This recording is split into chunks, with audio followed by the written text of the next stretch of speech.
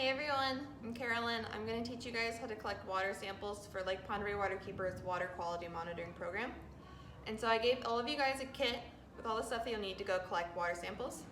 Within that kit are your bottles, so I'm going to go over those first. In that kit, you have two tall bottles, one with black label, one with yellow. These are for nitrogen and phosphorus samples. The one with the yellow label has sulfuric acid in it, so make sure you don't overfill this bottle.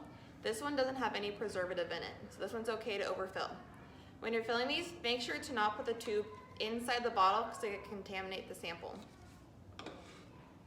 You also have two small brown bottles. These are for total organic carbon. These ones also have sulfuric acid in them, hence the yellow label, and it also says it right here on the lid. And so these ones, you also don't want to put the tube inside, and you don't want to overfill. You want to keep that preservative in the bottles. Then you have this short bottle, and this is your bacteria bottle. So this is the surface grab. This one you do first. You make sure you wear gloves, make sure it's a surface grab, and that if you do it in the direction of the current, and make sure not to overfill because it also has a preservative in it. Make sure you write down the date and the time on all the sample bottles of when you collected the samples. You also have a big jar that has the name of your site on the top. This one is for the dissolved oxygen and pH. So this is the one you do last. And you want to make sure there's no air bubbles in this jar. Otherwise it could infer with our dissolved oxygen reading. So fill this one from your sampler and fill it as full as you can, overfill it if needed. And then to check, tip it over and see if there's any bubbles. You can tap the sides and see if any bubbles come up. Just keep filling it until you get all the bubbles gone. So I'm going to do a quick review on how to set your sampler for testing or to collect samples. And so one of the first things I always try to remember when I do it is to close the outlet tube, because this is really easy to forget.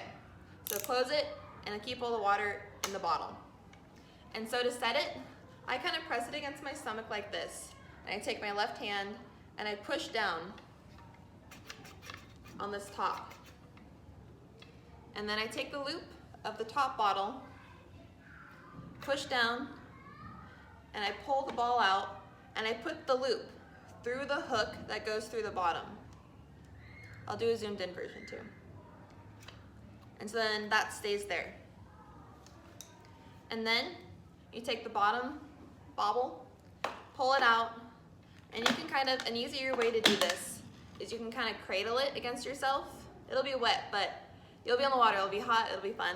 And so pull it out, and then you want to attach the clip below the balls, so it kind of slides like this, and around both the wires. You want to make sure when the messenger hits the top of this, it'll release the hook, and this loop will come loose. And so you want to make sure that the hook will slide right off. And so when you release it, both balls will be nice and firm, and very few leakage will be happening on your sample. And so once you have it all set, so I'll do another quick set. So press down, pull out, put the loop through the hook, go to the bottom side, pull out, hook. And so now you have it all set. Make sure the clamp is closed, and then you can put it down in the water where you've determined the depth is with your Secchi disc. So you put it down in the water. You make sure you try and have it as straight as possible if you have a current. Otherwise it can infer with the velocity of the messenger. And so then you put it down, and see if I can do this. You send the messenger, and you've got your sample at that depth. Oops. And so kind of a zoomed in version of the hook. So when I'm setting it first, I press down, I pull out this, and then I put this loop through the hole like that. And then it's hooked. And then the second hook goes on the top, and make sure it slides around and that it's not hooked on the loop. So when it sets, pops right off. And then you also have your Secchi disc. So this is the thing you do after your bacteria bottle, and this is how you determine the depth at which you'll collect samples. And just as a reminder, This is your volunteer guide. This is the Bible for the program. And so in it will be your data sheets. And so when you come and collect bottles for next month, I'll give you more waterproof data sheets for your site. There's also an example sheet. This has information about the monitoring program, all of the dates. Make sure to let me know if none of these work for you and we can set up a backup volunteer. And then information about parameters, materials, how to collect a sample written out, and then cleaning and maintenance. So once you're done collecting your samples, what you need to do is you need to rinse off your Secchi disc, your Secchi disc with tap water and just get any residue off it. You don't need to wash with the phosphorus soap.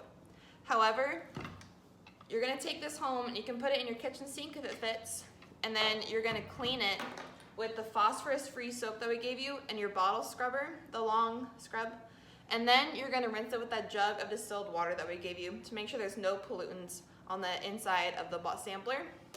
And then set it to let it dry, so that way it doesn't deteriorate the inner tube and they last longer.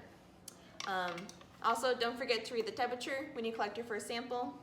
And then you can also use it, get a surface grab while you're kind of waiting around, and then you can get the surface temperature. And so just as a reminder, kind of in your sampling, just go down the data sheet. It kind of helps you remember that you got everything. Make sure you put the time of collection, that you put it into the bottle for all of the parameters. It helps us and helps the lab make sure that we were within our holding times. And then if you have any notes, anything you think is fun, anything you think is interesting or odd or worth noting, write it down. If you have any questions, feel free to call me. Thanks so much for being a volunteer. I look forward to seeing you guys soon. Have a good weekend.